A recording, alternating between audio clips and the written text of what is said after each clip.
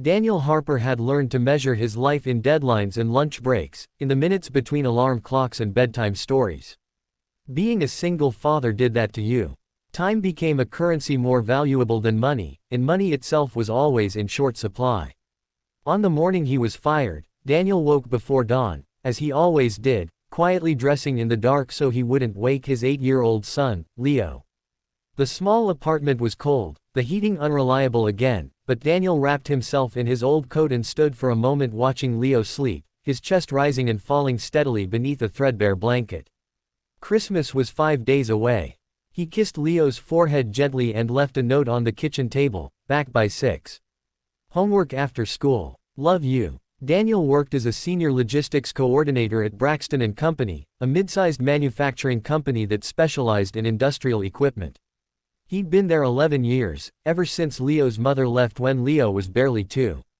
Over the years, Daniel had been passed over for promotions, quietly given extra responsibilities without extra pay, and praised for his reliability.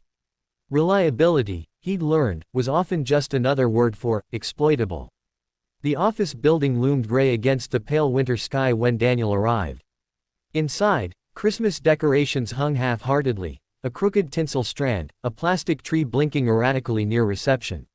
Laughter drifted from the break room, where a few colleagues sipped coffee and discussed holiday bonuses.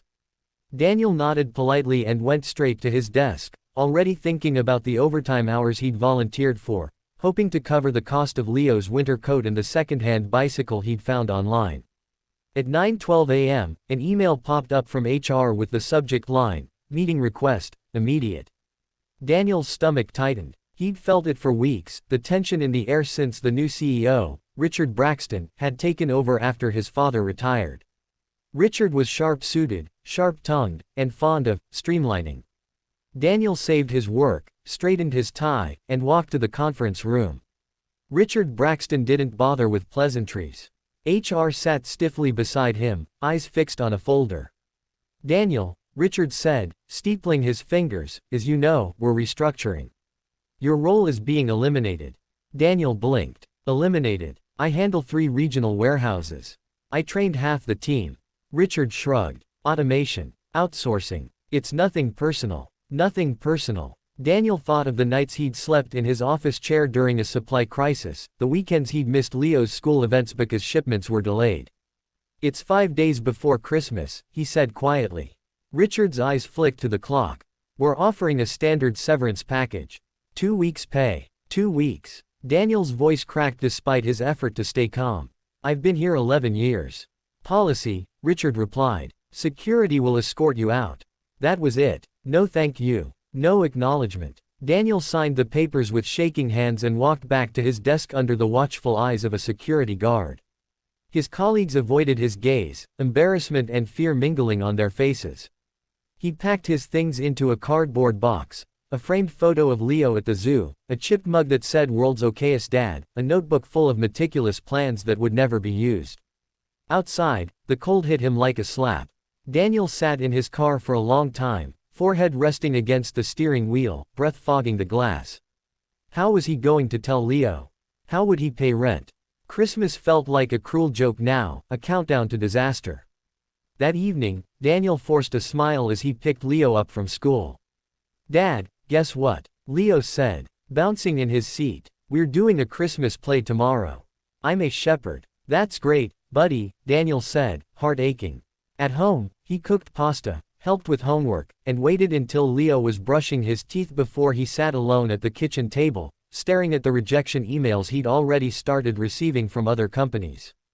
Hiring freezes. Budget cuts. January, maybe. The next day passed in a blur. Daniel attended Leo's play, clapping harder than anyone, tears stinging his eyes as he watched his son beam under the stage lights. That night, after Leo fell asleep, Daniel finally told him.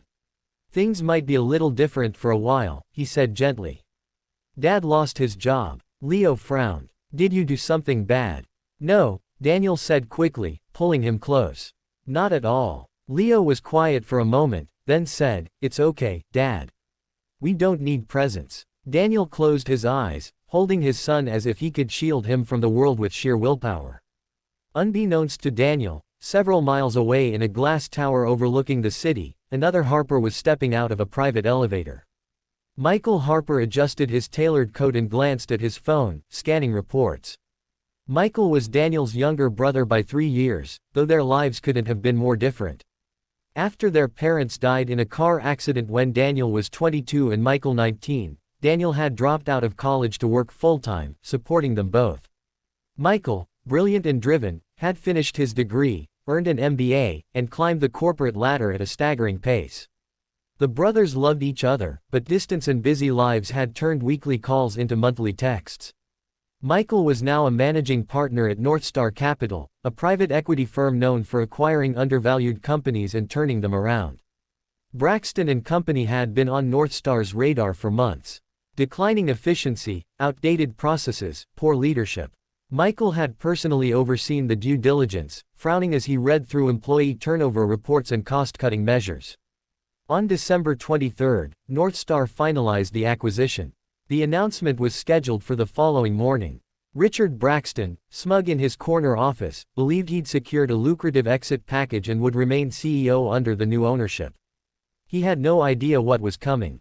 Christmas Eve morning dawned crisp and bright. Daniel woke to the sound of Leo shaking him. "Dad, Santa came." Daniel smiled despite everything, watching Leo tear into the modest gifts he'd managed to afford. The second-hand bike, refurbished and polished, a few books from the thrift store, a handmade scarf Daniel had knitted late at night. Leo hugged him fiercely. "Best Christmas ever," he declared. Later that morning, Daniel's phone buzzed with a notification from the news. Northstar Capital acquires Braxton and Company in surprise deal. Daniel skimmed the article, then froze at the name listed as lead partner, Michael Harper. His heart pounded. Michael, his brother. Daniel sat down heavily on the couch, rereading the article to be sure. It was real. Braxton and Company had been bought by Michael's firm. Daniel didn't know what to feel. Hope warred with bitterness. He hadn't told Michael about losing his job. He hadn't wanted to worry him.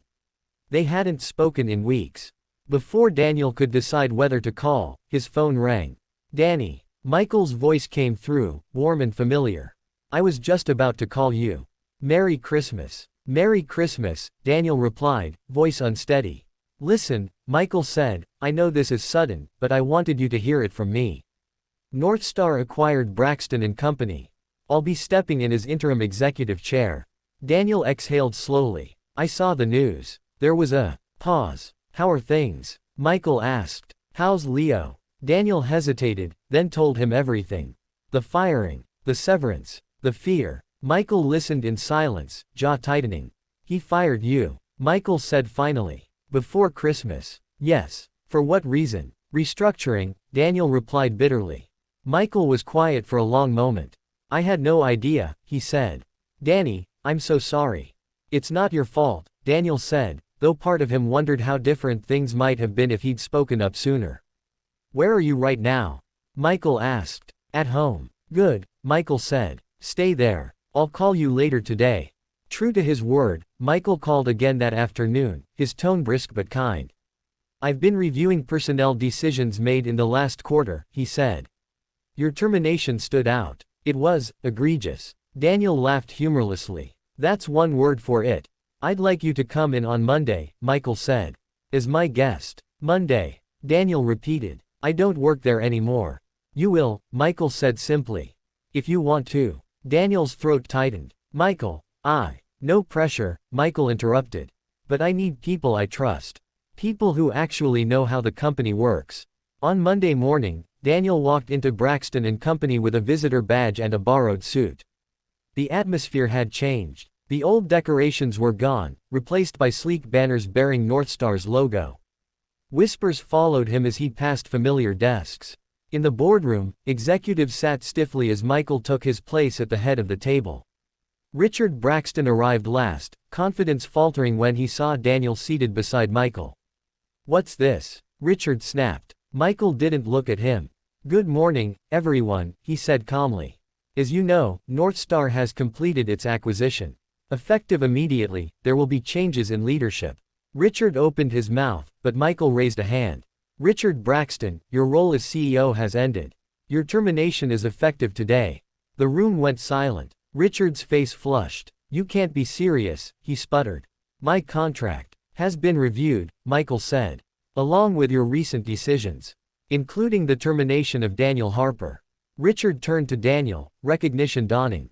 "You're related." "My brother," Michael said coolly. "But this isn't about nepotism. It's about competence and ethics." Security escorted Richard out, mirroring Daniel's own humiliating exit days earlier. Daniel felt no triumph, only a quiet sense of justice. After the meeting, Michael turned to Daniel.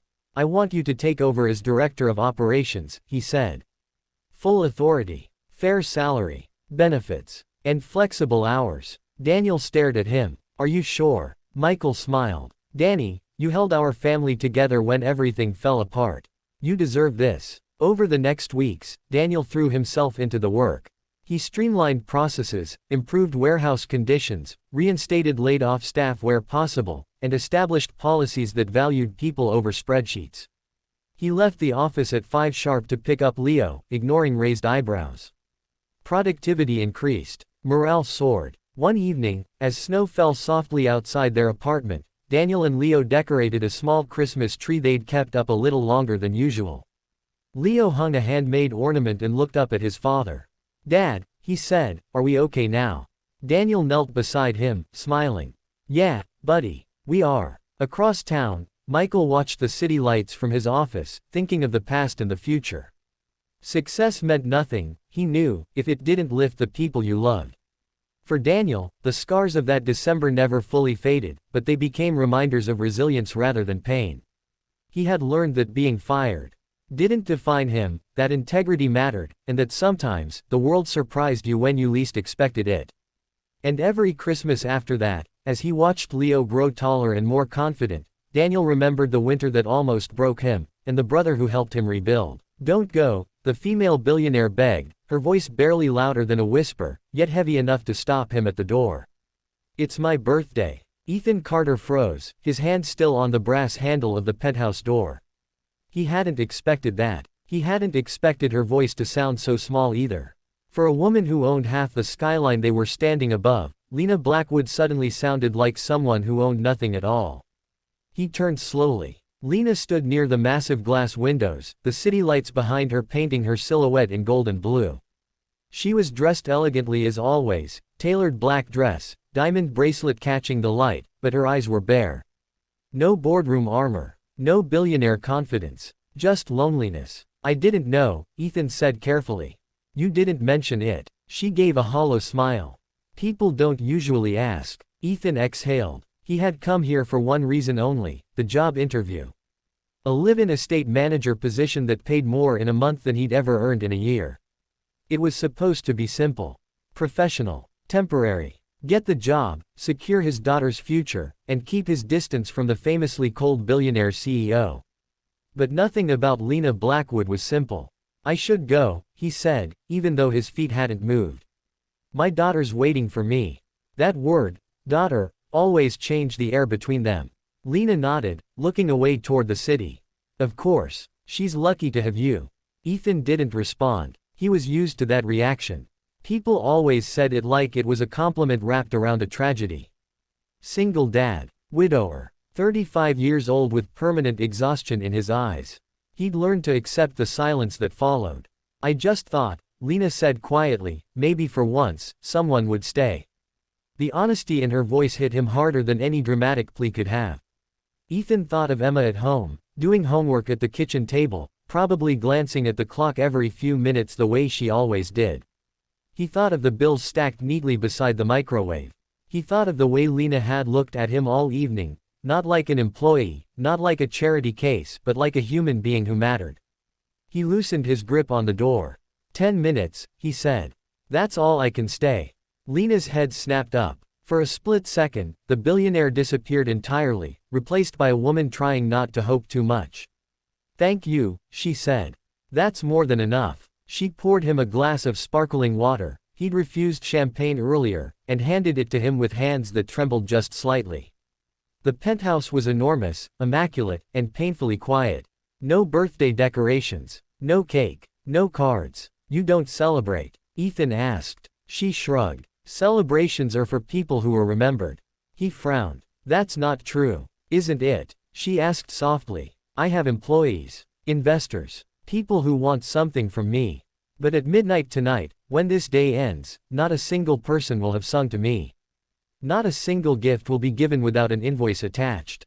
Ethan took a slow sip of water, choosing his words carefully. My daughter once asked me why rich people look sad in movies. Lena arched an eyebrow. And what did you tell her? That being surrounded by people doesn't mean you're not alone. Something in Lena's expression cracked. My husband used to say something similar, she said. Ethan hadn't known she'd been married. The media never mentioned it.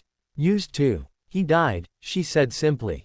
8 years ago. Plane crash. I was 32. Overnight, I inherited everything. Including the loneliness. I'm sorry, Ethan said. She nodded, accepting it without drama. I hear that a lot. Silence settled between them again, but it was different now. Softer. Less sharp. Ethan glanced at his watch. 8 minutes left. You know, he said, Emma would have made you a cake. Lena smiled faintly. I'm sure it would have been terrible. It would have been amazing, he corrected. She puts too much sugar in everything. For the first time that night, Lena laughed. Not the polite corporate laugh she used with executives, but a real one that surprised even her. I'd like to meet her someday, she said. Ethan hesitated. She doesn't meet many people. I wouldn't want to be just anyone, Lena said. I'd want to earn it. Something shifted in him then. A realization he hadn't allowed himself to consider. This job wasn't just about money. It was about proximity. About trust. About bringing his carefully protected world closer to someone who could change everything. His phone buzzed. A text from Emma. Did you get the job, Dad? He typed back quickly. Not yet. I'll be home soon. He looked up at Lena. I should really go. She nodded, disappointment flickering but not controlling her. Of course. Thank you for staying. Even for 10 minutes. He walked to the door again, slower this time. Before opening it, he turned back. Happy birthday, Lena. Her eyes widened slightly. No one had said it yet. Thank you, she whispered. He left, but the quiet that followed felt different now. Less empty. That night, Lena sat alone at her dining table long after midnight, staring at the city. She replayed his voice in her head. The way he spoke about his daughter. The way he looked at her like she wasn't untouchable. For the first time in years, she didn't hate her birthday. The next morning, Ethan got the call. He was making Emma's lunch when his phone rang. Mr. Carter, Lena's assistant said briskly, Ms. Blackwood would like to offer you the position. Full benefits, flexible hours, and one additional request. Ethan stiffened. What request? She wants you to bring your daughter with you when appropriate. She believes family matters. Emma watched him from the table, eyes wide. Dad, is it good news? Ethan smiled slowly. Yeah, kiddo. It's very good news. Life changed quietly after that. No dramatic headlines. No scandals. Just small moments. Lena watching Emma bake cupcakes in the penthouse kitchen. Ethan fixing a broken lamp while Lena sat on the floor helping Emma with math homework. Dinners that lasted longer than they should have because no one wanted to be the first to leave the table. Lena learned what it felt like to come home to noise. Ethan learned what it felt like not to carry the weight alone. One evening, months later, as they stood on the balcony watching the sun set, Emma tugged on Lena's sleeve. Do you know what tomorrow is? Emma asked. Lena smiled. Thursday. Emma giggled. No, it's your birthday. Lena froze. She looked at Ethan, who smiled back, gentle and sure. We didn't forget, he said.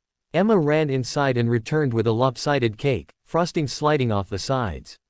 I made it myself. With extra sugar. Lena's eyes filled with tears as she knelt down. It's perfect, she said, her voice breaking.